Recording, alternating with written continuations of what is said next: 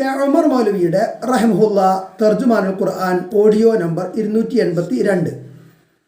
സൂറത്തു അൽ മാഇദ ആയത്തുകൾ 27 മുതൽ 34 വരെ, പേജ് നമ്പർ 454. അഊദു ബില്ലാഹി മിനശ് ശൈത്വാനിർ റജീം. ബിസ്മില്ലാഹിർ റഹ്മാനിർ റഹീം. വത്ലു അലൈഹിം നബഅ ഇബ്നൈ ആദമ ബിൽ ഹഖ് إذ قربا قربانا فتقبل من أحدهما ولم يتقبل من الآخر قال لأقتلنك قال إنما يتقبل الله من المتقين لئن بسطت إلي يدك لتقتلني ما أنا بباسط يدي إليك لأقتلك إني أخاف الله رب العالمين إني أريد أن تبوء بإثمي وإثمك فتكون من أصحاب النار وذلك جزاء الظالمين فطوعت له نفسه قتل أخيه فقتله فأصبح من الخاسرين فبعث الله غرابا يبحث في الأرض ليريه كيف يواري سوءة أخيه قال يا ويلتى أعجزت أن أكون مثل هذا الغراب فأواري سوءة أخيه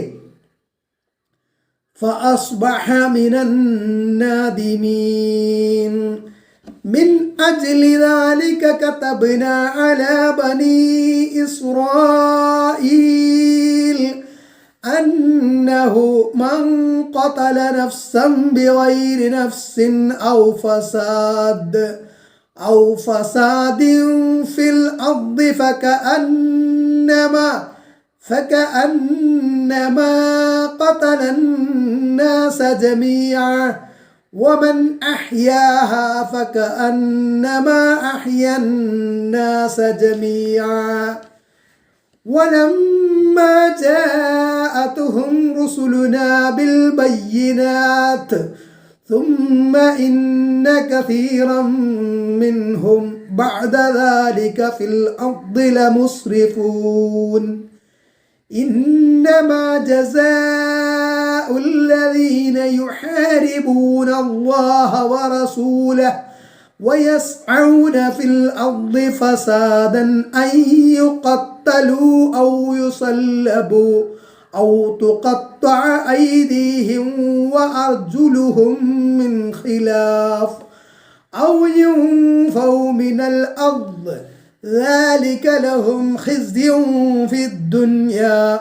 ولهم في الآخرة عذاب عظيم إلا الذين تابوا من قبل أن تقدروا عليهم فاعلموا أن الله غفور رحيم.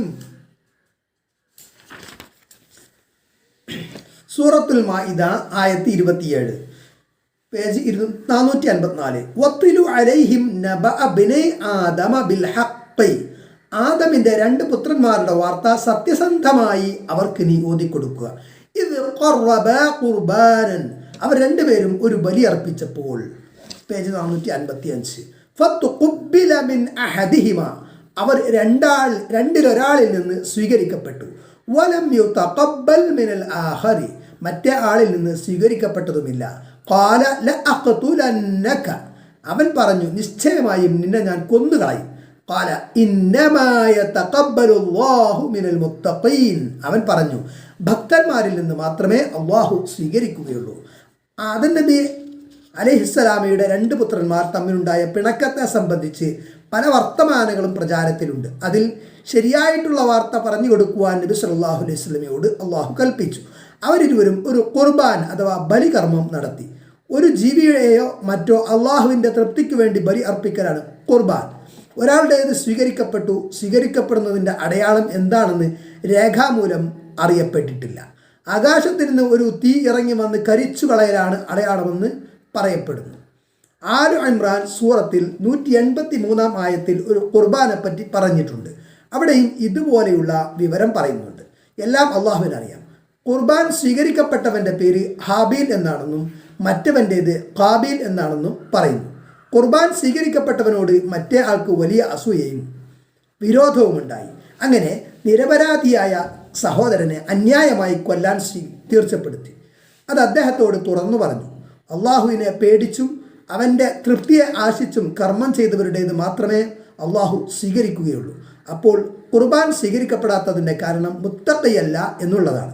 അതിന് മറ്റേ ആൾ ഒരിക്കലും ഉത്തരവാദിയല്ല.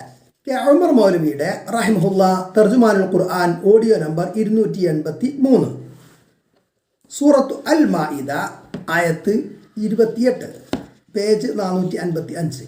ലഇം ബസത്ത ഇലയ്യ യദക ലിതഖ്തുലനി,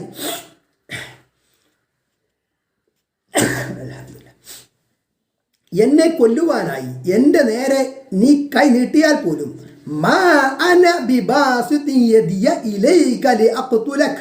നിന്നെ കൊല്ലുവാനായി നിന്റെ നേരെ എൻ്റെ കൈ ഞാൻ നീട്ടുകയില്ല. ഇന്നി അഖാഫുല്ലാഹ റബ്ബൽ ആലമീൻ, ലോകനാഥനായ അള്ളാഹുവിനെ ഞാൻ തീർച്ചയായും ഭയപ്പെടുന്നു. നീ എന്തു ചെയ്താലും പകരം വീട്ടാൻ ഞാൻ വിചാരിക്കുന്നില്ല. 2 മുസ്ലിങ്ങൾ വാളെടുത്ത് പോരാടിയാൽ കൊന്നവനും കൊല്ലപ്പെട്ടവനും നരകത്തിലാകുന്നു എന്ന് പ്രവാചകൻ സ്വല്ലല്ലാഹു അലൈഹി വസല്ലം പറഞ്ഞു. അപ്പോൾ കൊന്നവൻ്റെ കാര്യം മനസ്സിലായി, കൊല്ലപ്പെട്ടവൻ്റെ കാര്യം എങ്ങനെ എന്ന ചോദ്യമുണ്ടായി. അവൻ മറ്റവനെ കൊല്ലുവാൻ ആഗ്രഹിച്ചവനായിരുന്നു എന്ന് നബി സല്ലല്ലാഹു അലൈഹി വസല്ലം മറുപടി പറഞ്ഞു. ബുഖാരി 31. ഇവിടെ അതുപോലെയല്ല കാര്യം. ആയത്ത് 29. ഇന്നി ഉരീദു അൻ തബൂഅ ബി ഇസ്മി വ ഇസ്മിക, എൻ്റെ കുറ്റത്തിനും നിൻ്റെ കുറ്റത്തിനും നീ അർഹനാകുവാൻ ഞാൻ ഉദ്ദേശിക്കുന്നു. പേജ് 456. ഫതകൂന മിൻ അസ്ഹാബിൻ നാർ, അങ്ങനെ നീ നരകക്കാരിൽപ്പെട്ടവനാകും. വദാലിക ജസാഉൽ ളാലിമീൻ, അക്രമകാരികളുടെ പ്രതിഫലം അതത്രേ. നിനക്ക് എന്നെ കൊന്നേ തീരൂ എന്നാണെങ്കിൽ അങ്ങനെ ആവട്ടെ. നീ ചെയ്ത കുറ്റങ്ങൾക്ക് പുറമെ എൻ്റെ കുറ്റവും കൂടി നീ ഏറ്റെടുക്കുകയും അങ്ങനെ നീ നരകത്തിൽ പ്രവേശിക്കുകയുമാണ് അതിൻ്റെ ഫലം. നിന്നെപ്പോലെ അക്രമികളായിട്ടുള്ളവർക്കെല്ലാം ഇത് തന്നെയാണ് പ്രതിഫലം. ഹൃദയസ്പൃക്കായ ഉപദേശങ്ങളും ഭയപ്പെടുത്തുന്ന താക്കീതുകളുമെല്ലാം അദ്ദേഹം പറഞ്ഞു. എന്നിട്ടും അവന് യാതൊരു ഇളക്കവും ഉണ്ടായില്ല. ആയത്ത് 30. ഫതവഅത് ലഹു നഫ്സുഹു ഖത്ല അഖീഹി, അങ്ങനെ അവൻ്റെ മനസ്സ് തൻ്റെ സഹോദരനെ കൊല്ലുവാൻ അവന് പ്രേരണ നൽകി. ഫഖതലഹു ഫഅസ്ബഹ മിനൽ ഖാസിരീൻ, അങ്ങനെ അവൻ സഹോദരനെ കൊന്നു. അപ്പോൾ അവൻ നഷ്ടക്കാരിൽപ്പെട്ടവനായി തീർന്നു. ആയത്ത് 31. ഫബഅസല്ലാഹു ഉറാബൻ യബ്ഹസു ഫിൽ അർദി ലിയുരിയഹു കൈഫ യുവാരി സൗഅത അഖീഹി, അപ്പോൾ ആ കൊലയാളിക്ക് അവൻ്റെ സഹോദരൻ്റെ മൃതദേഹം മറവ് ചെയ്യുന്നത് എങ്ങനെയെന്ന് കാണിച്ചു കൊടുക്കുവാൻ വേണ്ടി മണ്ണിൽ മാന്തി കുഴിയുണ്ടാക്കുന്ന ഒരു കാക്കയെ അള്ളാഹു നിയോഗിച്ചു. കാക്ക വന്ന് ഭൂമിയിൽ കുഴിയുണ്ടാക്കി എന്തോ ഒരു സാധനം അതിലിട്ട് മണ്ണ് മൂടി. ഇതിൽ നിന്ന് മയ്യിത്ത് അഥവാ മൃതദേഹം മറവ് ചെയ്യുന്നത് എങ്ങനെയെന്ന് ഈ കൊലയാളി മനസ്സിലാക്കി. قال يا ويلتى أعجزت أن أكون مثل هذا الغراب فأواري سوءة أخي, അവൻ പറഞ്ഞു, എൻ്റെ സഹോദരൻ്റെ മൃതദേഹം മറവ് ചെയ്യുന്ന കാര്യത്തിൽ ഈ കാക്കയെ പോലെ ആകാൻ പോലും എനിക്ക് കഴിയാതെ പോയല്ലോ. ഫഅസ്ബഹ മിനൻ നാദിമീൻ, അങ്ങനെ അവൻ ഖേദിക്കുന്നവരിൽപ്പെട്ടവനായി തീർന്നു. കാക്കയുടെ ഈ പ്രവൃത്തിയിൽ നിന്ന് പഠിച്ചതു പ്രകാരം അവൻ മയ്യത്ത് മറവ് ചെയ്തു. മനുഷ്യൻ ജന്മനാ യാതൊരു അറിവുമില്ലാത്തവനാണ്. അറിവ് അവൻ സന്ദർഭോചിതം ക്രമേണ നേടുകയാണ്. പ്രകൃതിയിൽ നിന്ന് എങ്ങനെ മനുഷ്യൻ ധാരാളം പഠിക്കേണ്ടതുണ്ട് എന്നൊക്കെ ഇവിടെ വ്യക്തമാകുന്നു. കാക്കയിൽ നിന്ന് മനുഷ്യൻ പഠിച്ച ഈ വിഷയത്തിൽ മനുഷ്യൻ എത്രത്തോളം പുരോഗമിച്ചിരിക്കുന്നു എന്ന് നോക്കുക. ഭൂമിയിൽ കുഴി ഉണ്ടാക്കുന്നതാണ് കാക്ക പഠിപ്പിച്ചത്. ഈ മനുഷ്യൻ ഇപ്പോൾ എവിടെ എത്തി? ഭൂമി തുരന്ന് റോഡും തുരങ്കവും ഉണ്ടാക്കി വാഹനം കൊണ്ടുപോകാൻ അവന് സാധിച്ചു. ഭൂമിയുടെ അടിയിൽ കെട്ടിടങ്ങളുണ്ടാക്കി പാർക്കുവാൻ മാത്രമല്ല മനോഹരമായ നഗരങ്ങൾ ഉണ്ടാക്കുവാനും തുടങ്ങി. ഈ വിഷയത്തിൽ മനുഷ്യൻ്റെ ആദ്യ ഗുരുവായ കാക്ക ഇന്നും ആ പഴയ സ്ഥാനത്ത് തന്നെ, ഒരടി മുന്നോട്ട് പോയിട്ടില്ല. മനുഷ്യരും മറ്റു ജീവികളും തമ്മിലുള്ള മൗലികമായ വ്യത്യാസമാണിത്. പേജ് 457. മനുഷ്യരുടെ കുടുംബത്തിലെ 2 തരക്കാരെ സൃഷ്ടാവ് ഇവിടെ പരിചയപ്പെടുത്തുന്നു. നന്മയുടെയും തിന്മയുടെയും പ്രതീകങ്ങളായ 2 മനുഷ്യർ. ഒരുത്തൻ അസൂയയും പകയും മൂത്ത് അക്രമത്തിനൊരുങ്ങുന്നു. എങ്ങനെയെങ്കിലും മറ്റവനെ നശിപ്പിച്ച് അടങ്ങൂ എന്ന വാശിയിലാണവൻ. എന്നാൽ മറുവശത്ത് അക്രമത്തിനൊരുങ്ങാനോ അതിനെ എതിർത്ത് തോൽപ്പിക്കാനോ പ്രതിരോധിക്കാൻ പോലുമോ തയ്യാറാകാത്ത ശാന്തനായ മനുഷ്യൻ, തികച്ചും സമാധാനം കാക്ഷിക്കുന്നവൻ. ഈ രണ്ട് മനുഷ്യഭാവങ്ങളും മനുഷ്യോൽപത്തിയിൽ മുതൽ ഇങ്ങോളം കാണാവുന്നതാണ്. മനുഷ്യനുള്ള കാലത്തോളം ഇത് നിലനിൽക്കുകയും ചെയ്യും. ജീവിത സാഹചര്യങ്ങളും സൗകര്യങ്ങളും മാറിപ്പോയിട്ടുണ്ട്, പക്ഷേ മനുഷ്യൻ മാറിയിട്ടില്ല. ആദിമ മനുഷ്യനും ആധുനിക മനുഷ്യനും മാറ്റങ്ങളുണ്ടായിട്ടില്ല. വിചാര ഭാവങ്ങളിലും അടിസ്ഥാന സ്വഭാവങ്ങളിലും അന്നും ഇന്നും വലിയ വ്യത്യാസമില്ല. ആദം നബി അലൈഹിസ്സലാമയുടെ രണ്ട് പുത്രന്മാരുടെ കഥയിൽ നിന്ന് അസൂയയുടെ ദോഷത്തിൻ്റെ കടുപ്പം നാം ഗ്രഹിക്കേണ്ടതാകുന്നു. ഭൂമിയിൽ ആദ്യമായുണ്ടായ അക്രമവും കുറ്റവും ആ കൊലയാണ്. അതിന് കാരണം അസൂയയാണ്. വ്യക്തിയെയും കുടുംബത്തെയും സമുദായത്തെയും വീടിനെയും നാടിനെയും എല്ലാം നശിപ്പിക്കുന്ന മഹാവ്യാധിയാണ് അസൂയ.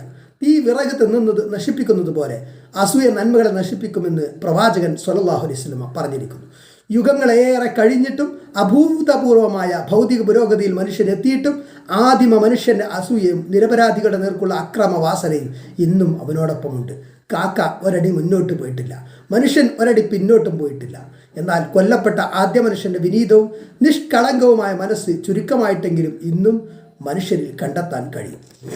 കെ ഉമർ മൗലവിയുടെ റഹിമഹുല്ലാ തർജുമാനുൽ ഖുർആൻ ഓഡിയോ നമ്പർ 284, സൂറത്ത് അൽ മാഇദ ആയത്ത് 32, പേജ് 457.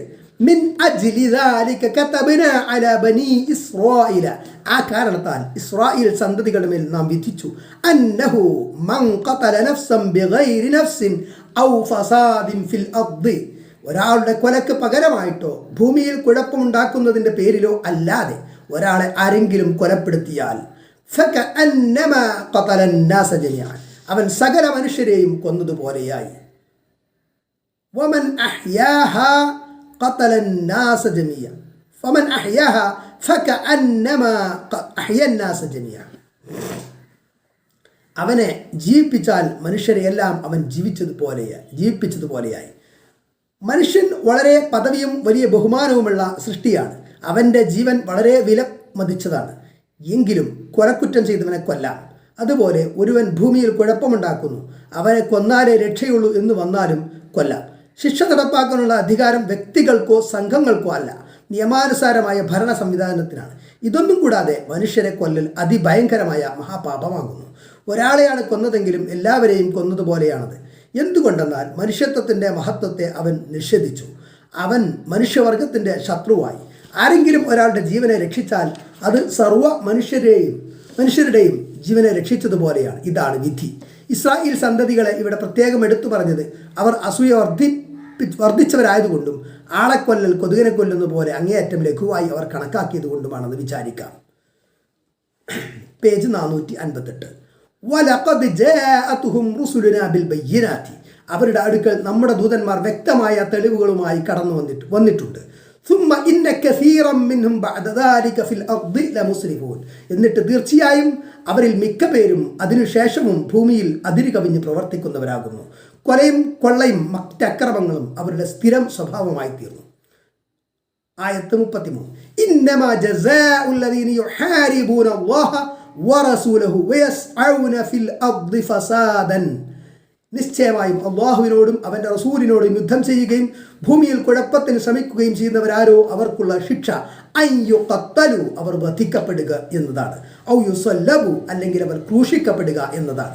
ഔ തുഖത്തഅ ഐദീഹിം വഅർജുലുഹും മിൻ ഖിലാഫിൻ, അല്ലെങ്കിൽ അവരുടെ കൈകളും കാലുകളും ഒന്നൊന്നിന് വ്യത്യസ്തമായി മുറിക്കപ്പെടുക എന്നതാണ്. അതായത് വലത്തേക്കാലും ഇടത്തേക്കാലും അല്ലെങ്കിൽ മറിച്ചും. ഔ യുൻഫൗ മിനൽ അർദി, അല്ലെങ്കിൽ അവർ നാട് കടത്തപ്പെടുക എന്നതാണ്. അള്ളാഹുവിനോടും റസൂലിനോടും യുദ്ധം ചെയ്യുക, ഭൂമിയിൽ കുഴപ്പമുണ്ടാക്കുക എന്ന് വെച്ചാൽ മനുഷ്യരുടെ നന്മയ്ക്ക് വേണ്ടിയും ലോക സമാധാനത്തിന് വേണ്ടിയും അള്ളാഹു നിശ്ചയിച്ച നിയമങ്ങളെ മനഃപൂർവ്വം എതിർക്കുക, സമാധാന ഭംഗമുണ്ടാക്കുക എന്ന് തന്നെ.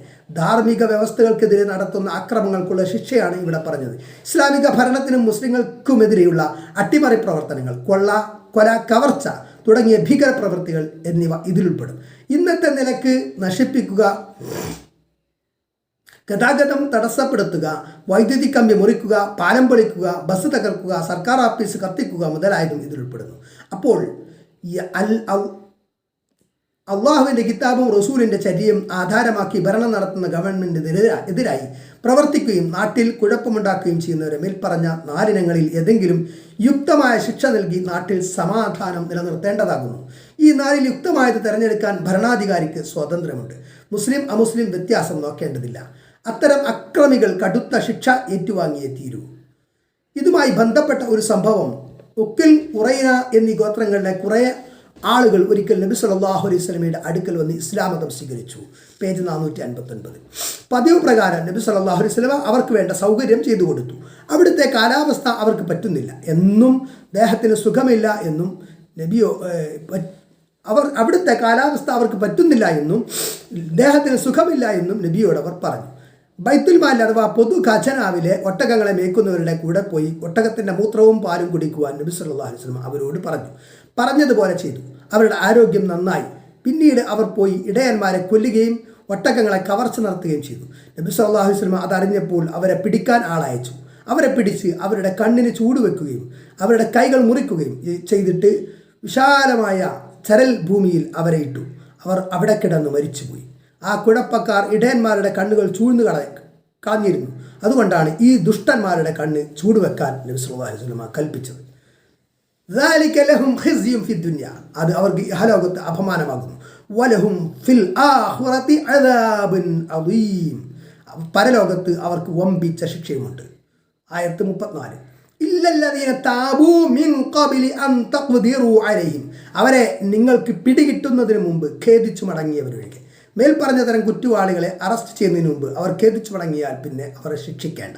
ഫഅലമൂ അന്നല്ലാഹ ഗഫൂറുർ റഹീം, അതിനാൽ നിങ്ങൾ അറിയുക, നിശ്ചയമായും അള്ളാഹു അവരെ വളരെ പൊറുക്കുന്നവനും കരുണാനിധിയുമാകുന്നു. അതുകൊണ്ട് നിങ്ങളും അവർക്ക് മാപ്പ് കൊടുക്കുക.